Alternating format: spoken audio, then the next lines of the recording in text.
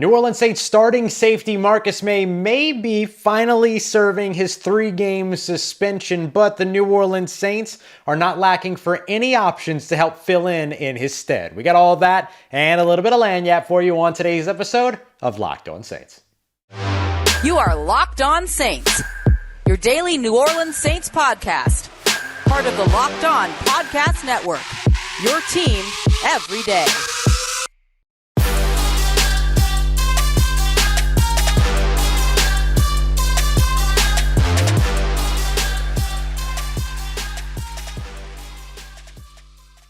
What is good, Who Dat Nation and Who Dat family? Welcome into another episode of Locked On Saints, your daily podcast covering your favorite team, the New Orleans Saints, part of the Locked On Podcast Network, your team every day. Big thank you to all of our everydayers out there making Locked On Saints your first listen of the day every day. Don't forget, you can always subscribe and follow for free on YouTube or wherever you get your podcasts so you never miss the latest episodes. And if you want to keep the conversation going, take part in our exclusive film studies, Q&As, and much more, you can become a Locked On Saints insider by heading to joinsubtext.com/LockedOnSaints today to join a community I would love for you to be a part of. As always, I'm your host, Ross Jackson, at Ross Jackson Nola on your favorite social media, your New Orleans Saints expert, credentialed member of the media, Saints News Network, Tuesdays on the Locked On NFL podcast, and here with you every single Monday through Friday on Locked On Saints. We are here live for another quick edition of Locked On Saints, coming at you about 15-20 minutes today, get you all caught up with everything you need to know from the New Orleans Saints injury report, and of course, starting off with the biggest story of the day, New Orleans Saints safety Marcus Maye suspended for 3 games.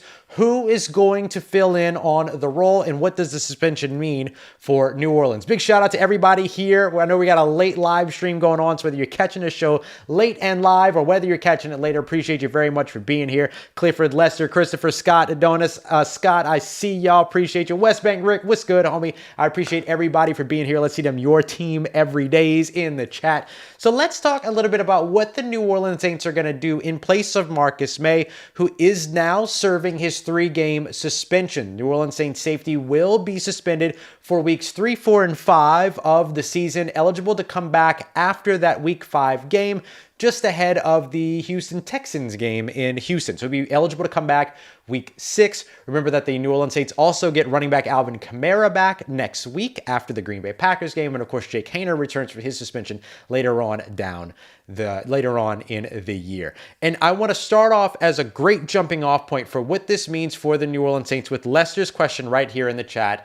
Is he a free safety? Now, I don't know if he's asked about Jordan Howden, who is going to be kind of the main focus of this first segment, or Marcus Maye, but let me answer the question for both, and the answer is no. Neither of them are necessarily free safeties. Neither of them are necessarily strong safeties. Both of these guys, along with Tyrann Mathieu, are safeties. You ask them to play deep, they'll play deep. You want them to play in the box, they'll play in the box. You want them to drop to the middle, they'll drop to the middle. You want them to be a deep boundary defender, they'll be a deep boundary defender. That's the beautiful part about the New Orleans Saints defensive scheme and the way that they have built up their safety room. The statement that I just made is actually true for guys like Ugo Amadi, Lonnie Johnson Jr., to an extent Jonathan Abram, and of course JT Gray, who has a lot of experience in the system for years and years and years now. So the beautiful part about what the New Orleans Saints can do here in place of Marcus Maye, and my true and honest opinion on how this impacts the New Orleans Saints from a replacement standpoint, is that they have several options in order to be able to, supplement the loss of Marcus Maye for the next 3 games. You should feel pretty comfortable about this. Now look, the New Orleans Saints have given up just 1 pass of 20-plus yards downfield so far this season over the course of the first 2 games. There's a good chance that while Marcus Maye is out, you see a few more of those. You might see some growing pains. You're going to see some confusion, some communication things, stuff like that. That's probably going to happen. But the New Orleans Saints absolutely have an arsenal at safety that should allow this defense to not see a big-time drop-off without Marcus Maye. Not one that forces you to lose games. Certainly, you'll feel a little bit of a drop-off. We're not going to lie here. But you're not really going to see one that's going to cost them matchups more than likely. So for the Saints, here's what I'll say. And just to be very clear, Marcus Maye's 3-game suspension It's listed officially by the NFL as a substance abuse policy or policy on substances of abuse. This is connected to the DUI arrest or DUI situation back in 2021. That legal process just ended right before the season. So the Saints are getting this information a couple weeks after the legal trial completely finished. So this is all in the timeline, pretty close to what we expected. So you might see some language that looks like substance, that looks like performance, it's not performance enhancing, but it might look like that in terms of how you read it and how it's written out. It's not a new thing. It's not a performance enhancing drug thing. It's not a drug policy thing. It's the same thing that's tied to the DUI in the first place. So here's what my thoughts on the New Orleans Saints, and I see somebody saying, mighty footing that the NFL decided to suspend Marcus Maye now. This is about when we expected the suspension to happen because it takes a little bit of time after the legal process wraps up for them to do their independent investigation. By the time that you hear about a suspension, it means that the player's probably already appealed if they're going to appeal. So the process kind of delays. It's okay. This isn't surprising at all.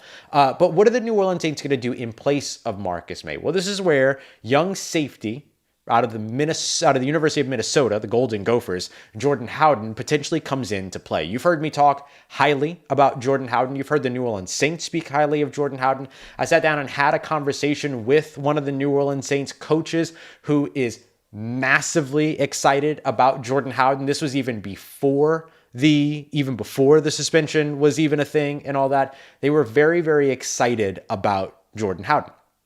And so why is going to be your next question, right? So here's a couple of things that I'll tell you.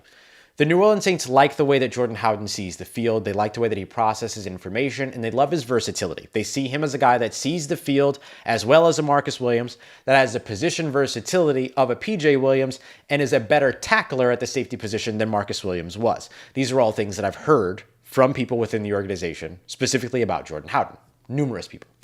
And so they like what it is that Jordan Howden can do. But you might ask yourself, okay, so what is it, though, that Jordan Howden does from a scheme standpoint that makes it so that he would be able to step in place of Marcus Maye? So I'm going to give you a couple of percentages as opposed to statistics, right? Because the statistical comparison doesn't make sense. We would be talking about a collegiate player's statistics versus an NFL player's statistics. So before we look at that, let's look at this. What have the New Orleans Saints asked Jordan Howden to do when he's been on the field?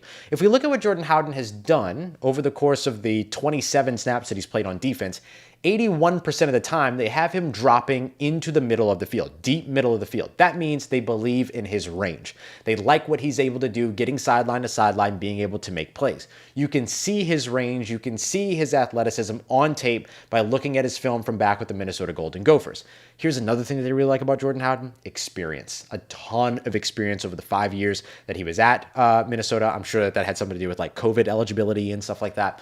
So they really like the experience that he brings as well. He's a very composed player that doesn't panic, but just needs to learn to trust his instincts. We saw a little bit of that during the preseason. Maybe he's taken those steps forward. The reason why I highlight the fact that Marcus Maye that Jordan Howden is a guy that dropped back 80% of the time when he's been on the field so far this regular season is because when you look at Jordan Howden, the reason why I point that out is because when you look at Marcus Maye, 59% of his snaps, he was dropping back deep into coverage as a single high or a middle of the field safety. So that could be a cover one single high guy. That could be a middle of the field cover three guy as well. Only about 6% of the time was he actually coming down into the middle of the field. That's mostly been Tyrann Mathieu's Tyrann Mathieu's kind of area, if you will, of responsibility. But let's go beyond just what he's done in the regular season. If we go all the way back to what he did in the preseason as well, where he had over 100 snaps. During the preseason, Jordan Howden did 56% of his time dropping back into deep coverage, 12% of the time dropping down, 11% of the time heading over to like the outside deep defender opportunities. So the big thing that you like about what Jordan Howden can do is that he can play in the box, where he can be a run support guy. He's a better tackler than the Saints have had at the safety position since before Tyrann Mathieu and Marcus Maye were in the building. He's a guy that can drop back into coverage and has the range to cover deep. These are all the reasons why they really, really like Jordan Howden. Now, Jordan Howden is not the only option that they have.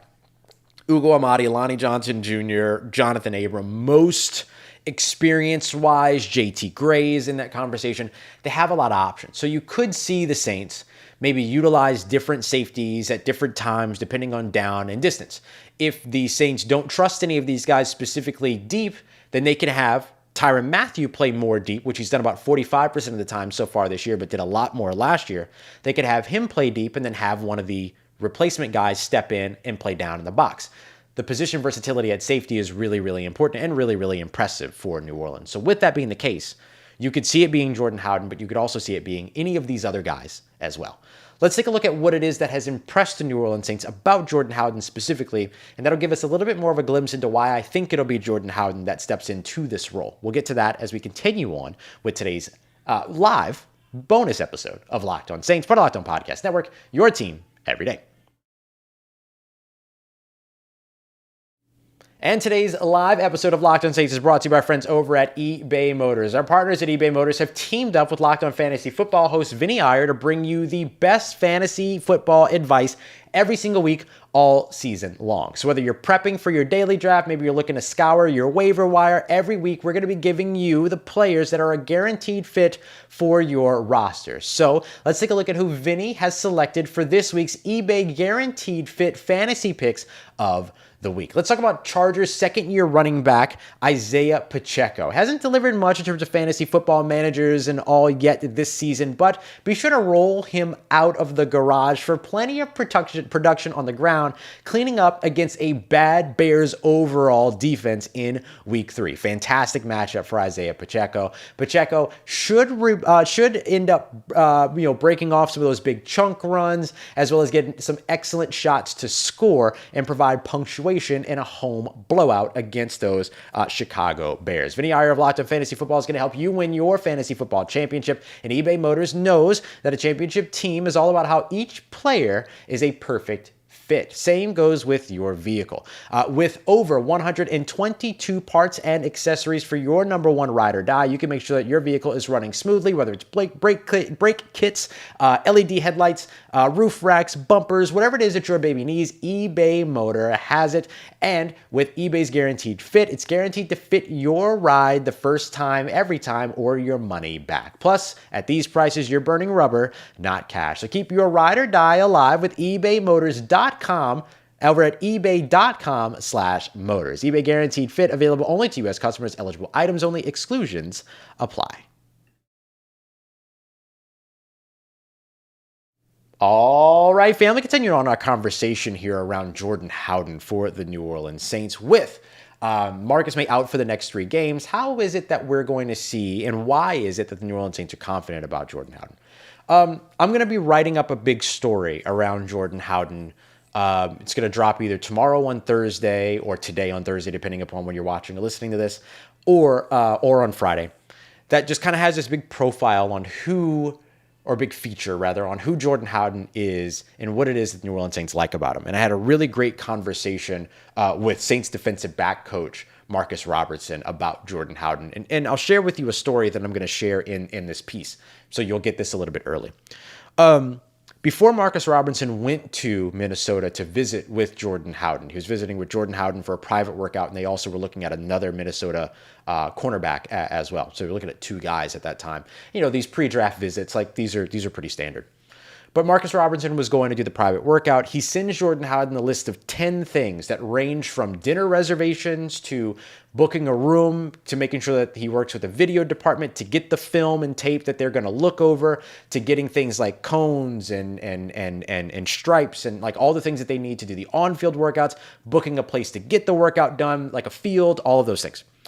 And Marcus Robertson told me that Jordan Howden was the first player that he has ever gone to do a private workout with, that he sent that list of 10 things to, and he checked off the box for every single one of those lists. Not only for himself, but for his fellow defensive back that Marcus Robertson was also there. So it was kind of like he took care of himself, but also set his teammate up for success, which is really important. So Ross, why are you telling me a story about Jordan Howden effectively doing like a laundry list of items?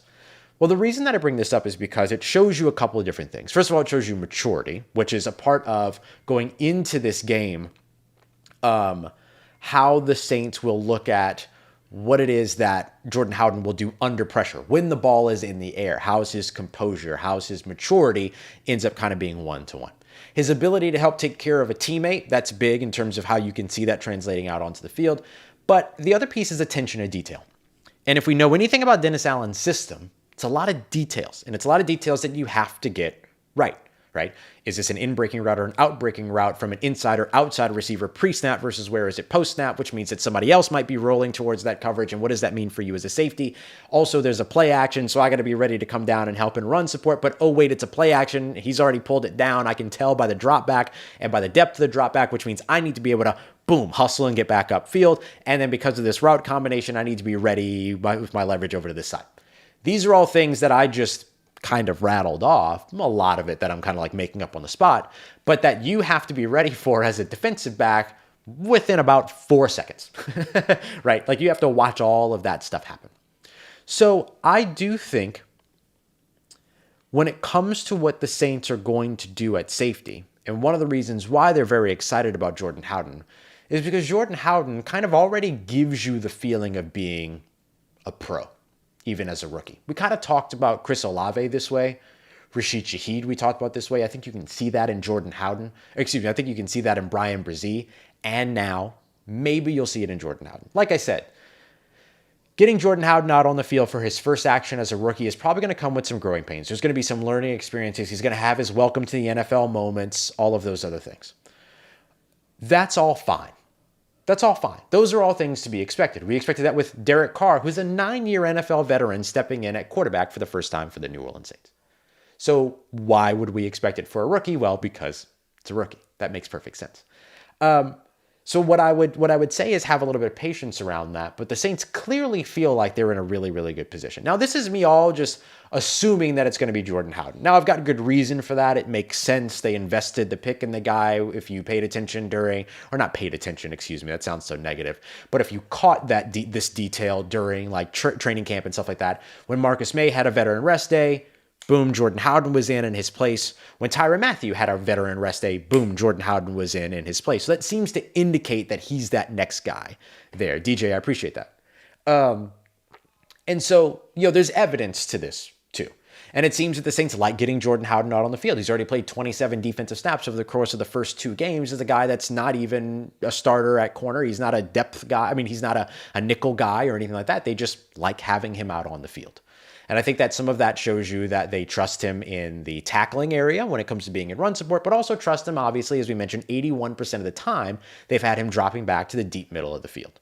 So clearly they trust him to be that guy.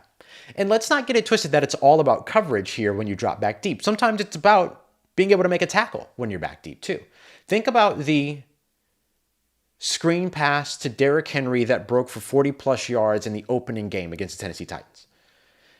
Marcus Maye, who got stiff-armed by Derrick Henry earlier on in that same game, goes up, makes the tackle on the screen as the last line of defense. If Marcus Maye does not make that tackle at the end of that play, that's a touchdown. That's 7 points, right? Marcus Maye makes that tackle. What happens just a few plays later? The Saints defense forces a field goal. That's a 4-point swing made effectively by one play. Marcus Maye making that tackle on the screen pass on Derrick Henry, of all people, who literally gets paid because of running people over. Right? So then you take that and then you consider, okay, so then where is it that Jordan Howden can also have a bit of an impact? And one of the easiest ways to see about how Jordan Howden can have an impact is not only what he can do as a deep safety, but what happens when he's the last line of defense. Can he be the guy that they can be relied upon to make that tackle downfield? Those are going to be the questions that you'll have to ask and that Jordan Howden will have to answer with his play on the field. But it's very clear that the New Orleans Saints feel very comfortable that he can be that guy. And it might be him. It might be a little bit of Ugo Amadi. It might be a little bit of Lonnie Johnson Jr. It might be a little bit of Jonathan Abram off the practice squad. It might be a little bit of JT Gray. The Saints can vary this up and it might be a little bit of Tyrann Mathieu. The Saints can vary all of this up based upon down, distance, game situation, all of that, right? They have a lot of versatility. They have a lot of pieces that they can deploy and utilize from all these different areas.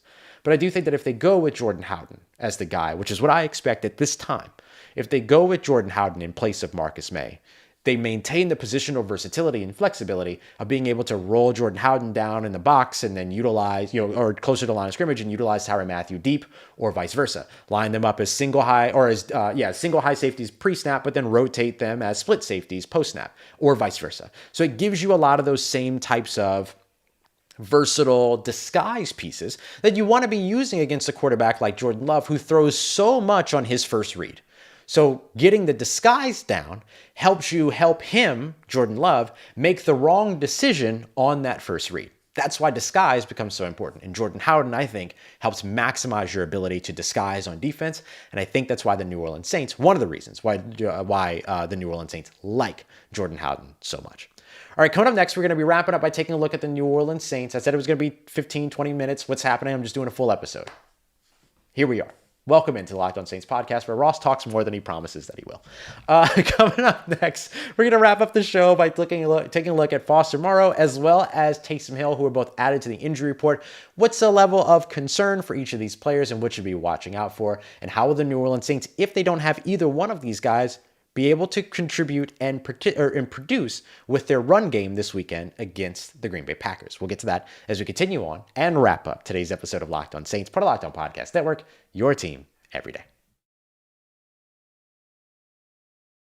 And today's episode of Locked On Saints brought to you by our friends at PrizePicks. PrizePicks is the easiest and most exciting way to turn $10 into $250. It's just that simple. Because you have the opportunity to be able to make up to 25 times your entry by simply picking 2 to 6 players. And then instead of playing the daily fantasy junk to where you have to play against all these invisible lineups and spreadsheet wizards, all of these other things, these career fantasy players, no.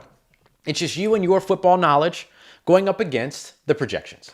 That's it. They'll give you a projection on a player based on a stat. Let's say they go Derek Carr and they want to talk about, 285 and a half passing yards. Will he be more or will he be less? That's the only question you got to answer. You answer that for 2 to 5 players and then boom, you're all done. That's it. And then you can turn your entry into up to 25 times what it originally was. So go check them out today and let me help you out a little bit. If it's your first time using PrizePicks, you can head to prizepicks.com/LockedOnNFL and use promo code LockedOnNFL in all lowercase. You're going to get a first deposit match up to $100. It's a first deposit match up to $100 by going to prizepicks.com/LockedOnNFL and using promo code LockedOnNFL in all lowercase at PrizePicks today. Let's get it, Who Dat Nation. Wrapping up today's emergency quick episode that turned into a full episode of Locked On Saints. I just have so much fun talking football with you. And so I hope that you'll entertain me by going another 8 minutes here to discuss the New Orleans Saints injury report, right? The injury report came out today. We saw unsurprisingly, Jamal Williams not practicing. In yesterday's episode, we broke down what that could mean, or really not yesterday's episode, this morning's episode, breaking down what that could mean. And, not having Jamal Williams, but expecting Kendre Miller to be full go. Tony Jones Jr. now elevated to the active roster, which is like one of the most, we saw that move coming 100 miles away, tight moves ever, especially considering how much Tony Jones Jr. loves it here in New Orleans, how excited he was to return to New Orleans. He gets 2 touchdowns on Monday Night Football. Yeah, he's going to get to the active roster. That makes perfect sense. So the Saints will approach their run game now with Kendre Miller, with Tony Jones Jr., and then I would probably expect either maybe Jordan Mims to be elevated this week off the practice squad, or of course more Taysom Hill out of the backfield. That seemed to work really well. 9 carries, 70 plus yards. He was the leading rusher for the New Orleans Saints last week. So this is what I love about New Orleans Saints football, is that it is so versatile, right? They do a lot of different things. That's why I love the defensive side of this team. That's why I love the offensive side of this team, because of all the different things that they can do. It's never boring.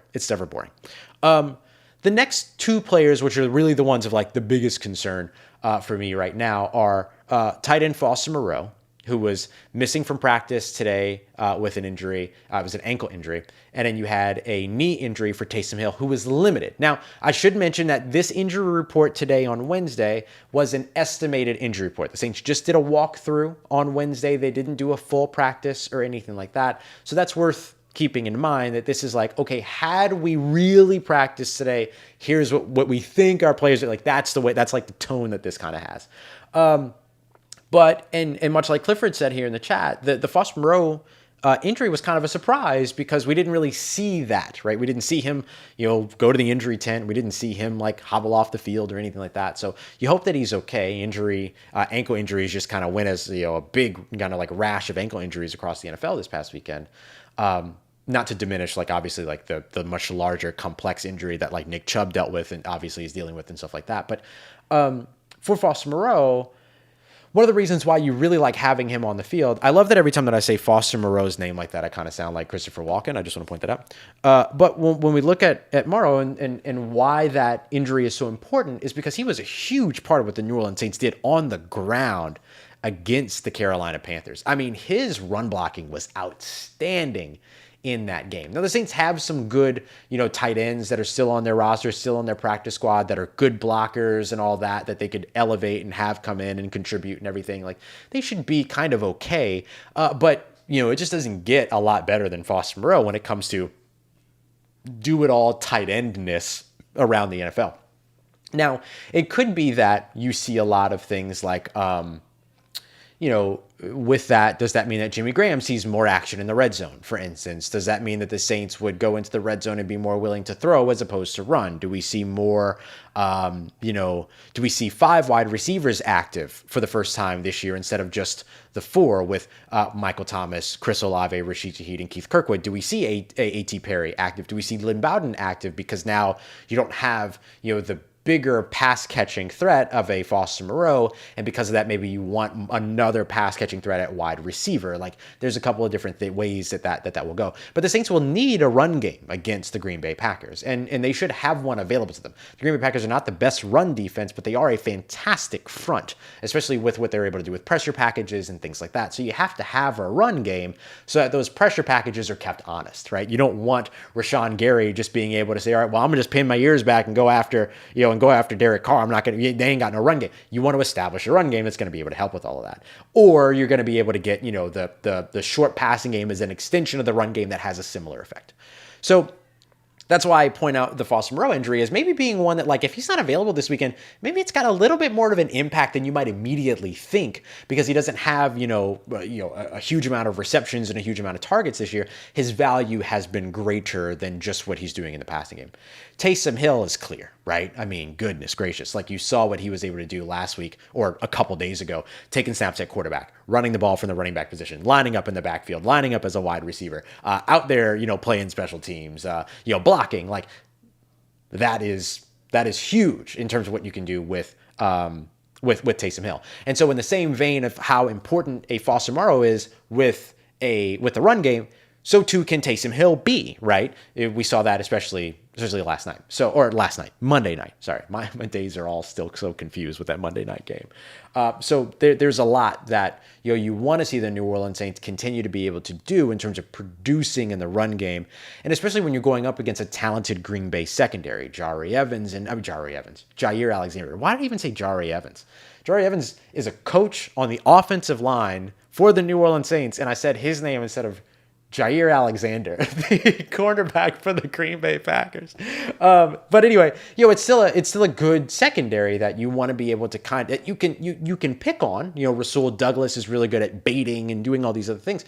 So you can pick on this Green Bay secondary, but you don't want to take all the chances in the world against the Green Bay secondary. So the more you put the ball in the air, the more that it's in danger. This is what the New Orleans Saints like to do on the defensive side. Take away the run game, force them to pass the ball, then take advantage of all of those of the mistakes that can happen, right? The further downfield you pass the ball, the higher the percentage of mistake is there, and the lower percentage of completion is there. Although the New Orleans Saints, by the way, are at 50% right now when it comes to contested catches around their team. So that's really good.